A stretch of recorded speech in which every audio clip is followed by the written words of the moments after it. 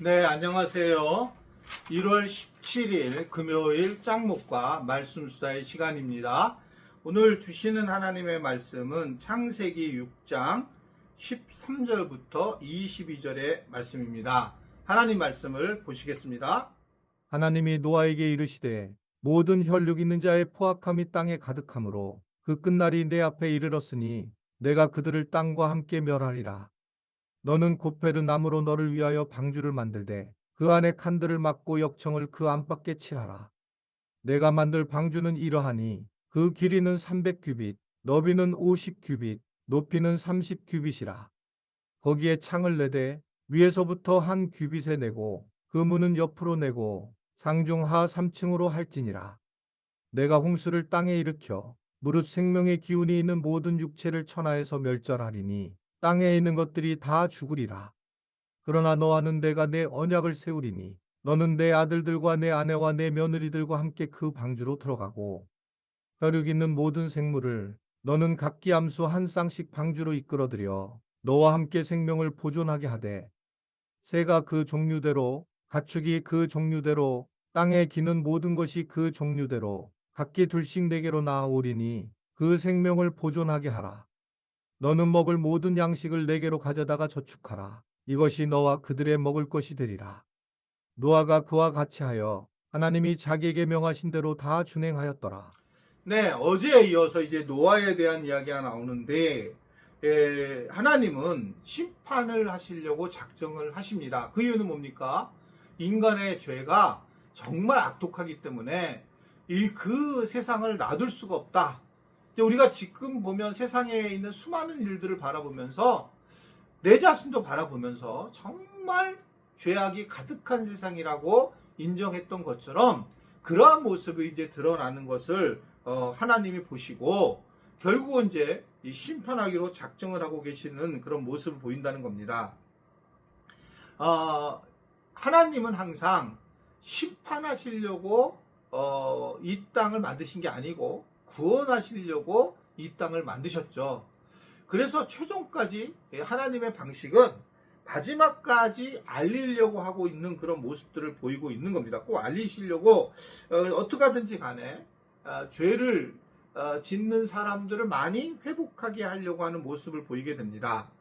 우리가 소돔과 고모라 성을 하나님께서 멸망시킬 때도 계속적으로 뭐 50명, 40명, 30명, 20명 이렇게 의인 숫자를 생각하면서 하나님께서 회복을 하게 하려고 하시는 모습을 보이잖아요.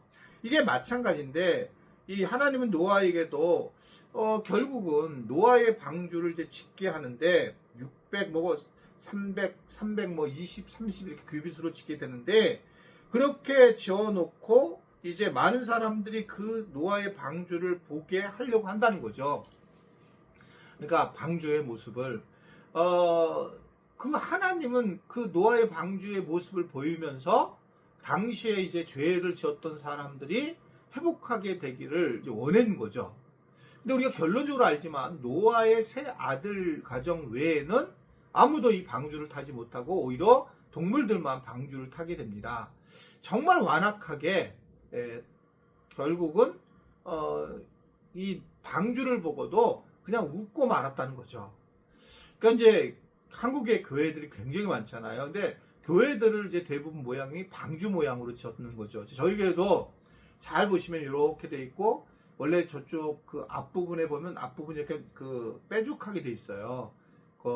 우리 카페 그 2층에서 보면 카페 앞쪽으로 거기에 원래는 이렇게 십자가가 세우면서 방주 모양으로 원래 우리 교회가 만들어졌었어요. 그런데 너무 재정이 나가고 그래가지고 그걸 막 뺐는데 그러니까 교회들이 이제 방주의 역할을 하면서 교회 빛을 드러내게 한 거죠. 그래서 교회들이 이제 한국 교회에서도 교회들이 많았는데 이게 방주의 역할을 했는데 그래서 이제 많은 사람들이 그 방주를 보고 교회를 나왔지만 그럼에도 불구하고 수많은 사람들 특별히 교회가 좀 뭐 타락을 하고 이런 과정 속에서 오히려 이제 교회를 방주를 보나 마나 이제 오히려 더 나쁘게 바라보는 사람들도 생겼고 그러한 모습 때문에 구원을 받지 못하는 그러한 백성들이 많아졌다. 이것들을 우리는 볼 수가 있어요.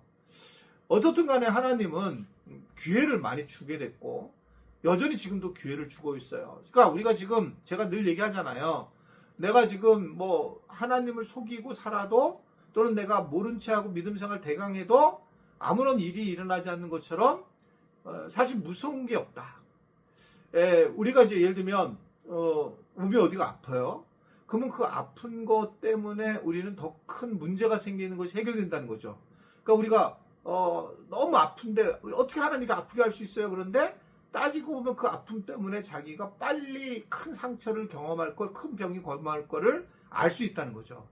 그러니까 그런 것처럼 하나님은 만드신 방식이 하나님께서는 뭔가 우리에게 구원을 하려고 우리를 붙잡아 주시려고 하는 거지 고난을 당하게 하시는 것이 아닌데 근데 내가 뭘 잘못했는데 아무 일이 안 일어난다는 것은 하나님의 앞에 혼이 나지 않는다는 것은 어떻게 보면 정말 하나님의 버림받은 사람이 될 수 있다.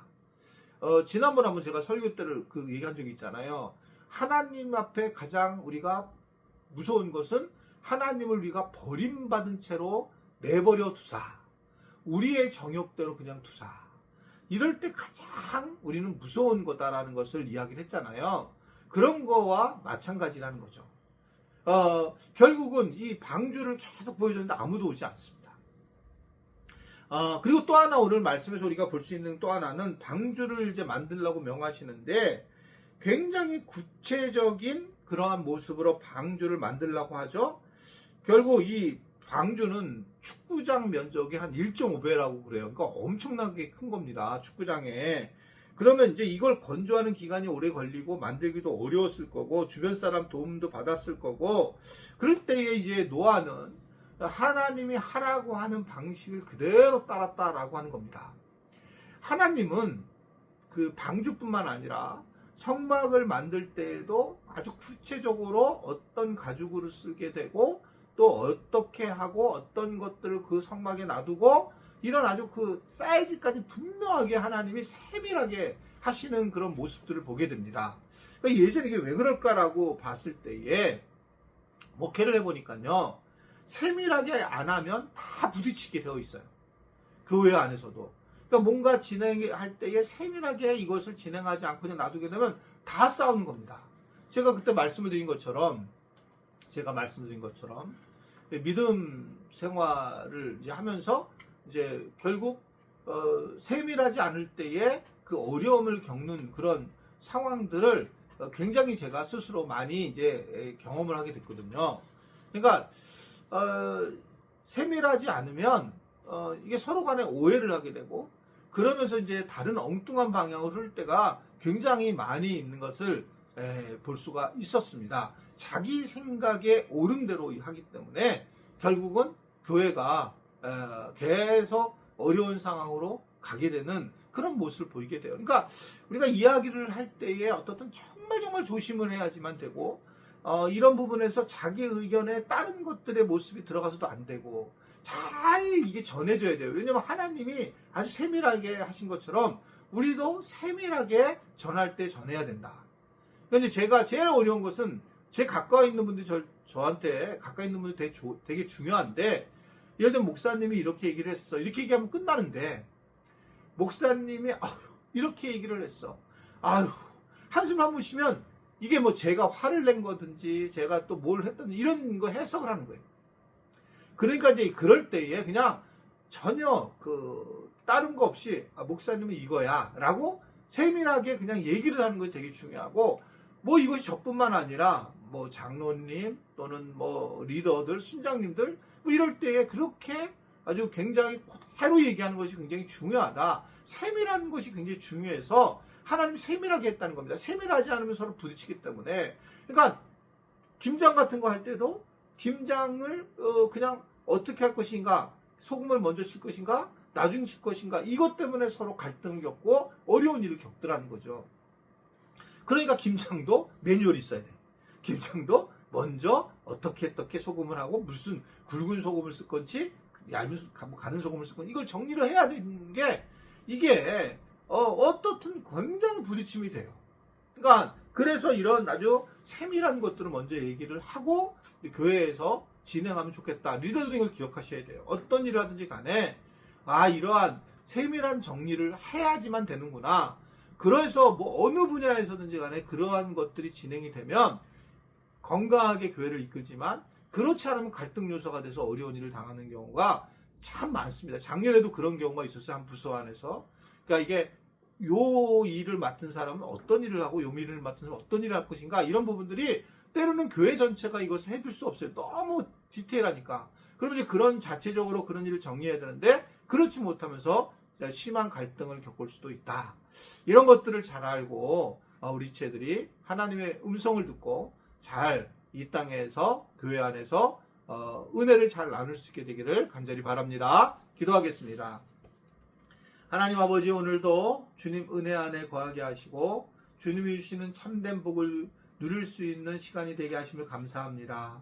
세밀한 하나님을 따라 우리가 모든 관계를 할 때에 세밀하게 관계를 해서 오해가 없는 그런 교회 공동체를 만들게 하시고 서로 배려하며 아름다운 공동체를 세워나가는 우리 모두가 되도록 도와주옵소서. 예수님의 이름으로 기도드리옵나이다. 아멘.